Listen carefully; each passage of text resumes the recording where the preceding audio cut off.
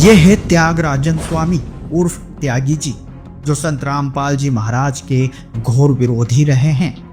लेकिन फिर ऐसा क्या हुआ कि उनकी सोच पूरी तरह बदल गई। त्यागी जी शुरू से ही संत रामपाल जी महाराज के ज्ञान का विरोध करते रहे। उनका मानना था कि संत रामपाल जी हिंदू धर्म के विरुद्ध कार्य कर रहे हैं, क्योंकि वे मूर्ति पूजा का खंडन करते हैं और पारंपरिक रीति रिवाजों को समाप्त करने की बात करते हैं। त्यागी जी के अनुसार इससे हिंदू धर्म को भारी नुकसान हो सकता था। कि भाई तुम सनातनी पूजा को गलत बता रहे हो, अपने ब्रह्मा विष्णु महेश जी को आप गलत बता रहे हो और आप बोलते हैं कि भाई इनकी पूजा नहीं करनी है, और संत रामपाल जी भगवान को आप भगवान बता रहे हो, इनकी पूजा करनी है। तो मुझे ये चीज़ बड़ी गलत लगी। तो इस चीज़ को लेके मैं सही का सही और गलत गलत करने के लिए विष्णु साहू से मिलने आया हुआ था यहाँ पर। लेकिन जब त्यागी जी सतलोक आश्रम बैतुल पहुंचे तो वहां उनका संत रामपाल जी महाराज के अनुयायियों से संवाद हुआ। ज्ञान चर्चा के दौरान जब उनके सामने वेद शास्त्र और श्रीमद् भगवद गीता के प्रमाण प्रस्तुत किए गए तो उनकी आंखें खुल गई। त्यागी जी, जो सदियों से चली आ रही मान्यताओं को ही सत्य मानते थे, अब ये समझ चुके थे कि संत रामपाल जी महाराज कोई साधारण संत नहीं है, बल्कि पूर्ण परमात्मा के स्वरूप हैं। उनके ज्ञान का डंका आज पूरी दुनिया में बज रहा है कि भाई वो सनातनी आदमी हो के हमारी देवी देवता को छुड़वा रहे हैं। बोलते हैं कि भाई ब्रह्मा विष्णु महेश की पूजा नहीं करना है, हमें संत रामपाल जी भगवान की पूजा करना। तो मैं उनको गलत ठहरा रहा हूँ। एक रामायण एक गीता, जिसको देख आज तक मतलब हिंदू धर्म होने के बाद भी मैंने चीजों को आज तक अच्छे देखा नहीं था। जो विष्णु जी ने आज बैठ के पूरी चीजों से अवगत करवाया, तो ये पता लगा कि भाई अब तक जो हम लोग हमारे पूर्वज जो पूजा पाठ कर रहे थे वो सरासर गलत कर रहे थे, मतलब वेदों और उसके विरुद्ध काम कर रहे थे हम। तो यहाँ पर आने के बाद ये पता लगा कि भाई अभी तक जो पूजा पाठ हम विधि जो कर रहे थे वो पूरी गलत थी। और यहाँ पर जो संत रामपाल जी महाराज जो अपने जिस प्रकार से जो बता रहे हैं वो सर बहुत सही चीज बता रहे हैं और सही लगे। मैं अभी तक सोच रहा था कि ये सब गलत बता रहे, गलत प्रचार कर रहे हैं। जो भगवानों को बोलते भाई ब्रह्मा विष्णु महेश हैं, वही सर्वप्रिय, वो सर्वप्रिय नहीं है और उनका भी मरण और जन्म होता है। तो वो चीज़ से हम बड़े नाराज थे। जब यहाँ पर आके हमने वेदों में देखा तो सही चीज सब चीज बिल्कुल साक्ष्य के साथ पाया गया कि भाई बिल्कुल सही है। ब्रह्मा विष्णु महेश का भी आवागमन होता है, उनका भी मरते हैं, वो भी जीवित होते हैं। जब त्यागी जी ने वेद शास्त्रों और श्रीमद् भगवद गीता जी में प्रमाण देखे तो उन्होंने महसूस किया कि संत रामपाल जी महाराज समाज से कुरीतियों को मिटाकर समाज का कल्याण कर रहे हैं। जिन देवी देवताओं की मूर्ति पूजा करने से वे मना करते हैं, उन्हीं के बीज मंत्र प्रदान करते हैं, तो फिर वे हिंदू धर्म के विरोधी कैसे हो सकते हैं। और यही संदेश त्यागी जी ने हिंदू धर्म के प्रवर्तकों को भी दिया। तो हाथ जोड़ के कहना चाहूंगा कि एक बार संत रामपाल जी भगवान के यहाँ पर भंडारे में जरूर आए। अपने जो उनकी जो आंखों में जो पट्टी पड़ी है, वो पट्टी को यहाँ पर आने के बाद अपने आप खुल जाएगी। और यहाँ पर आने के बाद उनकी त्यागी जी ने संत रामपाल जी महाराज को लेकर अपने गहरे विचार प्रकट किए हैं। उनके विचारों को जानने के लिए वीडियो को अंत तक जरूर देखें और इस सत्य को अधिक से अधिक लोगों तक पहुंचाएं। नमस्कार दोस्तों, ऐसी न्यूज में आपका स्वागत है। जैसा कि आप देख रहे हैं, जो विशाल समागम था सतलोक आश्रम बैतूल में, यहाँ पर बहुत दूर दूर से लोग आए थे और इसी समागम के उद्देश्य में हमारे साथ कुछ जो आए हुए हैं दूर से लोग, उनसे हम जानते हैं। जी सर, क्या नाम है सर आपका? मेरा नाम त्यागराजन स्वामी है जी। तो भाई साहब, आप यहाँ कैसे आ गए? मेरा मित्र है विष्णु साहू, जो काफी दिनों से मुझे आमंत्रण कर रहा था कि भाई आके देखो। तो मेरे उनसे थोड़ी इस चीज को वाद विवाद चल रही थी कि भाई तुम सनातनी पूजा को गलत बता रहे हो, अपने ब्रह्मा विष्णु महेश जी को आप गलत बता रहे हो और आप बोलते हैं कि भाई इनकी पूजा नहीं करनी है, और संत रामपाल जी भगवान को आप भगवान बता रहे हो, इनकी पूजा करनी है। तो मुझे ये चीज बड़ी गलत लगी। तो इस चीज को लेके मैं सही का सही और गलत गलत करने के लिए विष्णु साहू से मिलने आया हुआ था यहाँ पर। और यहाँ पर आने के बाद उनने मुझे पूरे ग्रंथों से अवगत करवाया। 4 वेद, 18 पुराण, 6 शास्त्र, 11 उपनिषद, एक रामायण एक गीता, जिसको देख आज तक मतलब हिंदू धर्म होने के बाद भी मैंने चीजों को आज तक अच्छे देखा नहीं था। जो विष्णु जी ने आज बैठ के पूरी चीजों से अवगत करवाया, तो ये पता लगा कि भाई अब तक जो हम लोग हमारे पूर्वज जो पूजा पाठ कर रहे थे वो सरासर गलत कर रहे थे, मतलब वेदों और उसके विरुद्ध काम कर रहे थे हम। तो यहाँ पर आने के बाद ये पता लगा कि भाई अभी तक जो पूजा पाठ हम विधि जो कर रहे थे वो पूरी गलत थी। और यहाँ पर जो संत रामपाल जी महाराज जो अपने जिस प्रकार से जो बता रहे हैं वो सर बहुत सही चीज बता रहे हैं और सही लगे उसमें करके। तो त्यागराज स्वामी जी, आपने यहाँ पर जो बताते हैं कि गीता में ऐसा लिखा है, वेदों में ऐसा लिखा है, कबीर को भगवान बताते हैं, तो क्या आपने देखा है त्यागराज स्वामी जी? जी जी, जितने भी हमारे वेद पुराने हैं, जितने भी हमारी पवित्र ग्रंथें हैं, हमने उसमें देखा, उसमें बिल्कुल साफ लिखा है कि कबीर भगवान है और सब चीज का साक्ष्य उसमें देखा मैंने। कभी अभी तक तो मैं चीज नहीं मान रहा था, मैं अभी तक सोच रहा था कि ये सब गलत बता रहे, गलत प्रचार कर रहे हैं। जो भगवानों को बोलते भाई ब्रह्मा विष्णु महेश हैं, वही सर्वप्रिय, वो सर्वप्रिय नहीं है और उनका भी मरण और जन्म होता है। तो वो चीज़ से हम बड़े नाराज थे। जब यहाँ पर आके हमने वेदों में देखा तो सही चीज़, सही सब चीज़ बिल्कुल साक्ष्य के साथ पाया गया कि भाई बिल्कुल सही है, ब्रह्मा विष्णु महेश का भी आवागमन होता है, उनका भी मरते हैं, वो भी जीवित होते हैं, उनके भी माता पिता हैं।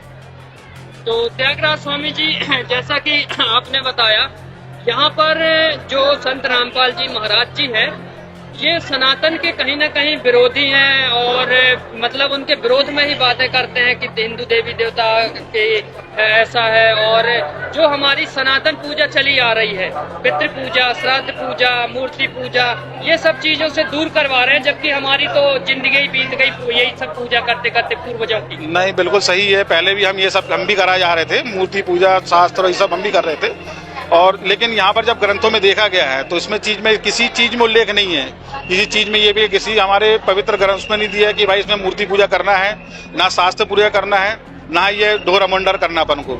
मतलब आज जितने भी हमारे हिंदू भाई, मन से ये चीज कहना चाहूंगा कि भाई कुछ भी कहने सुनने से पहले एक बार अपने पवित्र ग्रंथों को पढ़ लें, उसमें देख लें, फिर उसके बाद किस चीज का वो करें। अभी कौन कौन से शास्त्र देखे आपने? भाई मैंने यहाँ पर 4 वेद देखा है, यहाँ पर 18 पुराण देखा है। मतलब आज तक हमने सुना था सब चीज के बारे में, देखा नहीं था।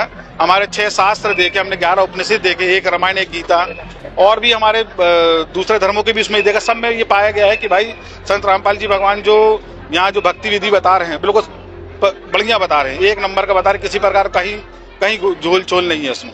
त्यागराज स्वामी जी, हमने सुना है कि संत रामपाल जी महाराज जी के जो फॉलोवर्स हैं, उनके अनुयायी हैं, ये ट्विटर हो, फेसबुक, इंस्टाग्राम हो, इनके जब भी भंडारा होते हैं तो बड़े बढ़ चढ़ करके बताते हैं कि शुद्ध देसी। हाँ, ये चीज आपने बहुत बढ़िया पूछा, ये बता सोच ही रहा था मैं। इसके पहले मैं कई भंडारों, कई उसमें गया हूँ, देश विदेश में भी गया हूँ मैं, लेकिन वहाँ सब भंडारों में देखा हूँ कि भाई हर प्रकार का नशा करते हैं लोग वहाँ पर, और भंडारे में अराजकता बहुत ज्यादा फैली होती है। वहाँ पर हर प्रकार का नियम कायदे कानून तो कुछ रहता ही नहीं है। मतलब भंडारे के साथ साथ चलते चलते लड़ाई झगड़ा हो रहा है, भगदड़ मच रही है, आपस में तरह तरह मच रही है, गाली गलौज हो रहा है। यहाँ पर आने के बाद एक चीज ये देखी कि भाई किसी प्रकार का कोई नशा कोई आदमी नहीं कर रहा है। यहाँ पर एक दूसरे को हाथ जोड़ के सच साहिब करके संबोधित करते हैं। अभी सच साहिब क्या है ये इनसे पूछूंगा अभी बैठ के मैं। बहुत एक मतलब प्रेम मोहब्बत से कर रहे, कोई किसी को काम बताना नहीं पड़ रहा है। आज 3 दिन से लगातार ये चल रहा है, लाखों लोग आ रहे जा रहे हैं, किसी प्रकार का कोई अराजकता नहीं है। और इतने मतलब इजिली आ रहे हो, इजिली जा रहे हैं, कोई भगदड़ नहीं, कोई कुछ नहीं। सबसे बढ़िया चीज मुझे इसमें यही लगी कि भाई यहाँ पर किसी प्रकार का कोई नशा नहीं, कोई बीड़ी नहीं पी रहा, कोई तंबाकू नहीं खा रहा, कोई गुटखा नहीं खा रहा है, किसी प्रकार कोई नशा नहीं कर रहा है। सब बहन भाई से वो कर रहे हैं, किसी समाज का कोई नहीं, सारे धर्म के लोग यहाँ पर आ रहे हैं। सब में किसी प्रकार कोई भेदभाव नहीं है, सब एक साथ बैठे खा रहे, कोई गरीब है अमीर कहीं कोई प्रकार का नहीं है। बाकी जगहों में देखा हूँ भाई कि जो अमीर होते हैं उनके लिए अलग व्यवस्था होती है, जो गरीब बेचारे अलग होते हैं, लेकिन यहाँ पर अमीर गरीब सब एक साथ बैठ के खाना खा रहे हैं। किसी धर्म और किसी का कोई वो नहीं है, सब एक साथ बैठे कर रहे हैं। ये चीज बहुत अच्छी लगी और यहाँ पर आने से ये समझ में आया कि भाई ये जगह जो है एक प्रकार का स्वर्ग है हमारा लग रहा है। भाई मैं सबसे ये जनता से बोलूंगा कि भाई एक बार जरूर यहाँ पर आए और यहाँ पर आके पूरी व्यवस्था सब चीज देखें और उसके बाद भी कोई चीज का निर्णय लें। जी त्यागराज स्वामी जी, जैसा कि आपने जिक्र किया कि विष्णु साहू जी ने आपको बुलाया, कई बार आमंत्रण कार्ड भी दिया, लेकिन आप पहली बार आए और इसके पहले आप तो साहू जी को विरोधी मानते थे कि ये धर्म विरोधी है, लोगों से जो सुना था।